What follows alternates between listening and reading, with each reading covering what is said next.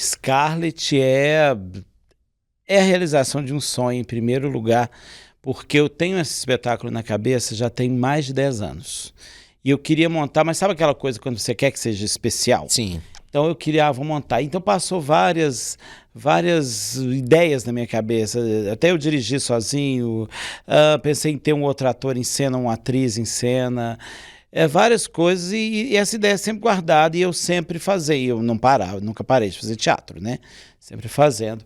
Até que em 2023 eu encontrei, eu gosto de falar, o diretor para chamar de meu, que é o Fabiano Lana. Convidei na lata, porque eu já tive isso no espetáculo dele, que eu adorei, era um outro monólogo. Já tinha uma sinergia entre vocês dois, né? Não, a gente não se conhecia muito, se conhecia de tanto que eu tinha pensado nele para diretor, mas eu não tinha coragem de chamar. Eu falei, não vai querer dirigir. Aí teve um dia que eu encontrei ele numa peça que a gente estava assistindo no intervalo e falei, quer saber? Quer dirigir uma peça minha? Foi assim. E o que ele te respondeu na hora? Ele adorou a ideia, falou, vamos sentar e conversar. A gente começou a ter reuniões e depois reuniões que viraram ensaios. E A paquera virou namoro, paquera né? namoro, casamento, e aí foi. Eu escrevi o texto durante, é um processo que eu não estava acostumado, ainda não estou, né? A gente ainda tem um longo caminho para...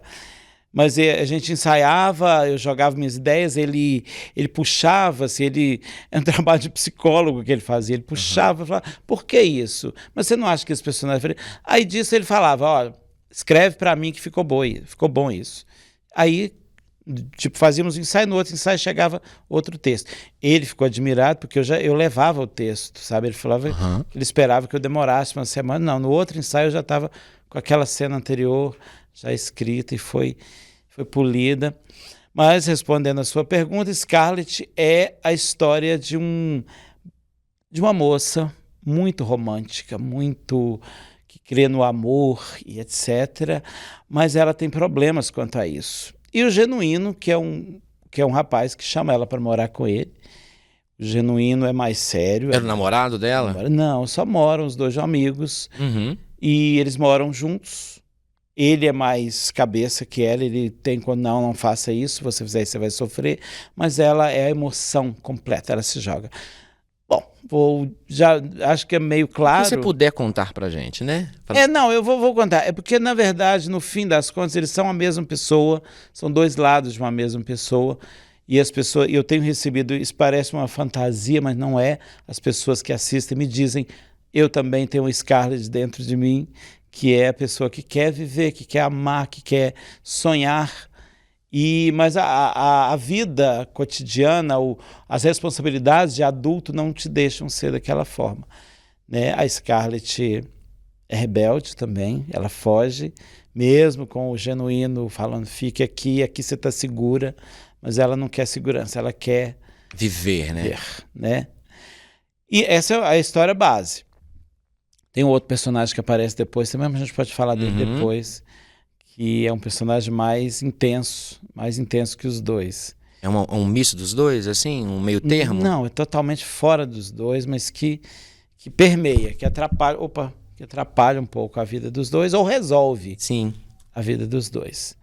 Mas não é uma peça assim sobre romance, não. É uma peça sobre o sofrimento, sobre as agruras de pessoas que se jogam, que se entregam, pessoas inocentes como a Scarlett, mas que, na verdade, não há o que se criticar essas pessoas. São as pessoas que querem viver intensamente. E as pessoas que elas encontram pelo caminho que abusam dessa vontade. Hoje temos vários nomes para isso, abuso emocional, dependência emocional, narcisismo, que é um tema central. Quando eu comecei a pensar na peça, não se falava muito nisso, mas durante os ensaios a gente foi vendo que a peça se trata muito sobre isso. Relacionamento tóxico, dependência emocional, né? E no meio disso tudo, a pergunta que eu gosto de lançar no espetáculo, e o amor? Ainda existe amor ou esses nomes substituíram o amor? A Scarlett, ela é uma dependente emocional e não simplesmente uma moça romântica o Genuíno, ele protege a Scarlett ou ele prende a Scarlett? Ele prende para ela não fazer nada. Então ele é um abusador, sabe? Ou é um protetor? Ou é um protetor, sabe? Nunca se sabe.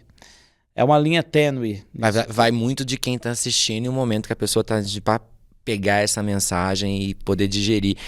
A Scarlett é, então, a emoção e o Genuíno a razão. Isso, basicamente isso. Essa é a dualidade, eu acho que, da vida adulta. A vida adulta, né? É um pouco por esse caminho, assim, de trazer um pouco... É uma história, uma obra, né? Livremente criada pela sua cabeça, pelas suas inspirações, mas também traz um pouco do que você tem visto da realidade, das relações atuais? Sim, e mais baseado nas minhas próprias experiências. Ah, é? Né? Baseado nas minhas próprias experiências. Tem um pouco de autobiografia ali, tem um pouquinho ali. Eu tava me inscrevendo no Festival de Curitiba, que Scarlett foi para Curitiba esse ano. Quero falar disso também. Sucesso. E lá eu vi uma das peças, estava com o gênero autoficção. Eu adorei isso. Eu falei, é isso, Scarlett é uma autoficção. Porque tem muita coisa criada. Eu não sei mais dizer, essa parte é verdade, essa parte é mentira, já misturou-se tudo. Mas são pedaços de histórias que eu falo, aquilo que aconteceu aquela vez eu vou pôr aqui. E coloco, aí eu pego, mas não está combinando. Então eu pego outra história e misturo naquela narrativa. Então é tudo verdade, mas nem tudo é verdade. Livremente inspirado na realidade, né? Livremente inspirado na realidade. E, sim, no processo de ensaio, onde a gente, né, coloca as questões todas na mesa, tem isso dos relacionamentos de hoje em dia. Sim, quando eu conversava com alguém sobre o que eu estava ensaiando, sempre a pessoa me trazia as vivências dela também. Eu falava, gente, olha, isso aí a pessoa viveu. Conecta com a história, né? E é sobre abuso emocional, sobre dependência emocional. Mas a minha busca... busca pela felicidade também, né? Pela felicidade, basicamente, mas eu fico meio... Cara, tudo agora é dependência. Será que... E o amor? Onde está o espaço do amor nessa história toda? Será que não tem nada ali que a gente possa chamar de amor, de paixão, sabe? De querer o outro, sabe? É difícil, porque todo mundo quer amar, mas aí, isso aí você está sofrendo um abuso. Ao mesmo tempo que é necessário as pessoas assistirem uma história assim para perceberem, olha, isso que eu estou vivendo não é bem... Ou o que eu vivi, né? É o que eu vivi. Às vezes a gente precisa ter esse espelhamento, olhar o outro vivendo aquela história pra gente se conectar. Falando, bom, isso faz sentido pra mim. É por isso que existe o teatro. Pra isso que existe o teatro, a arte de uma forma geral. Me conta aqui uma coisa, você falou que essa peça foi uma ideia sua, você escreveu há 10 anos, há algum tempo atrás, começou, inspiração, pau, pegou e escreveu. É mais... não vou dizer tranquilo, mas é mais gostoso quando você escreve o texto, dirige e interpreta, ou para você como um ator de tamanha experiência, isso indifere. Um bom texto é um bom texto, indifere de quem escreveu. Um bom texto é um bom texto, com certeza. Para mim foi mais... Eu tenho... A minha felicidade com esse caso também vem disso. Eu tenho muita ideia na cabeça que são ótimas, e na hora que eu vou pôr no papel não sai nada. Aí eu desisto daquilo, aí eu começo a achar aquilo que é chato, assim, que na minha cabeça era lindo. E eu sou diretor também, então às vezes eu já penso em como a cena vai ficar, né? Então, aí eu falo, isso não vai ficar igual eu quero. Mas Scarlett, e é por isso que eu demorei tanto a escrever Scarlett, eu não queria pensar muito, que eu não queria que essa história ficasse chata. Com o encontro com o Fabiano Lana foi muito importante por isso. Ele é uma pessoa assim que ele sabe tirar isso da gente. Ele sabe... E eu escrevo alguma coisa assim, mas com essa profundidade não saía.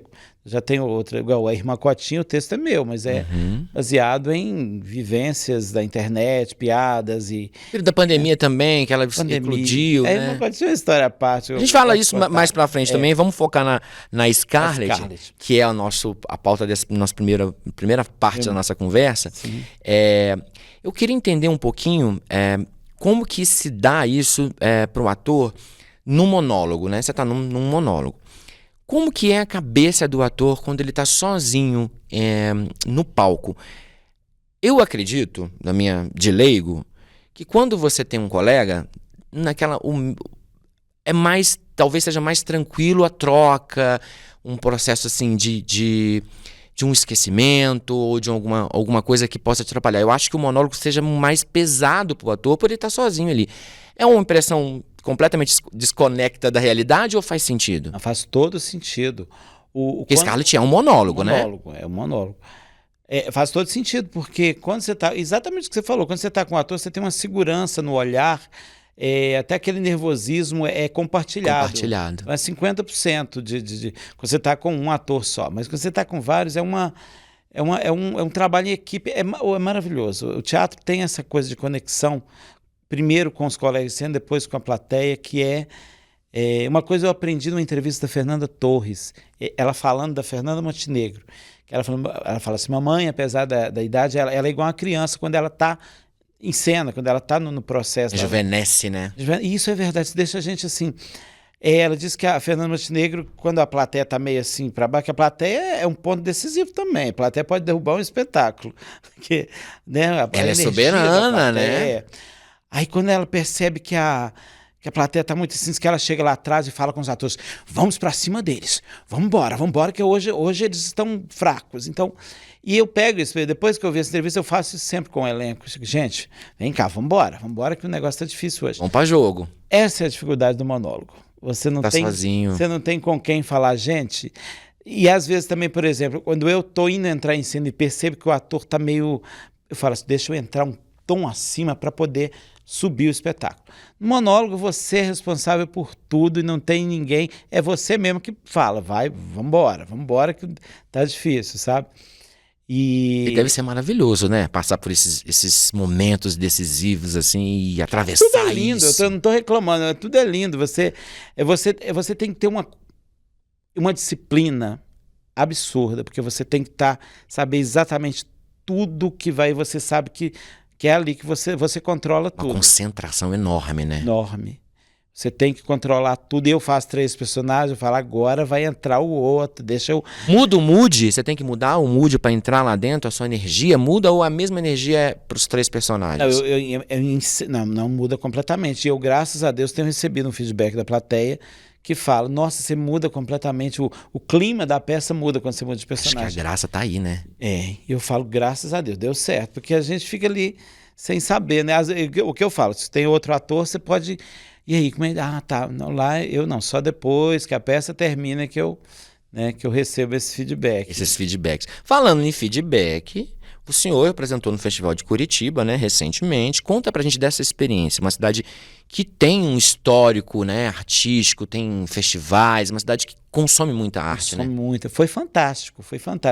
Eu tava assim, Scarlett tem uma coisa assim, em Belo Horizonte eu sou muito conhecido, né, tem 30 anos de teatro aqui, então assim... Da Patota? Eu sou da Patota, né, aí então assim, as pessoas vão querendo ver esse trabalho meu, já gostam do meu trabalho, graças a Deus, né, a gente conseguiu construir, então eles vão para ver, então eu já tenho um respeito anterior à peça. Minha preocupação, eu vou para Curitiba, ninguém me conhece, vamos ver o poder dessa peça. Do zero, né? Vamos ver se essa peça é tão legal assim mesmo, ou se as pessoas vêm com os olhos de amor para mim, né? E graças a Deus eu senti em Curitiba que Scarlett é muito bem recebida, assim. Eu tenho até um vídeo no Instagram da Scarlett que eu postei no segundo dia, ficou quase 3 minutos de aplausos, eu esperando para agradecer, e os aplausos. Que delícia, hein? Fantástico. E é um festival muito grande, o Festival de Curitiba estava lá comigo, estava lá Renata Sorrá, estava Débora Falabella. Só gente inexperiente, né, Fernando? A gente pois começou agora. Lógico que não, gente, tô sendo irônico. São os festivais, em festival grandes né? atrizes, né? Você tem uma plateia que viu ontem Renata Sorrá e hoje está lá te vendo, então você tem que... né? E o Festival de Curitiba é muito, muito maravilhoso, muito bem organizado, sabe? Tem a presença do pessoal do festival, tá em todas as apresentações, muito, quero ir lá sempre. Nunca tinha ido, mas que bacana. Curitiba é muito bom.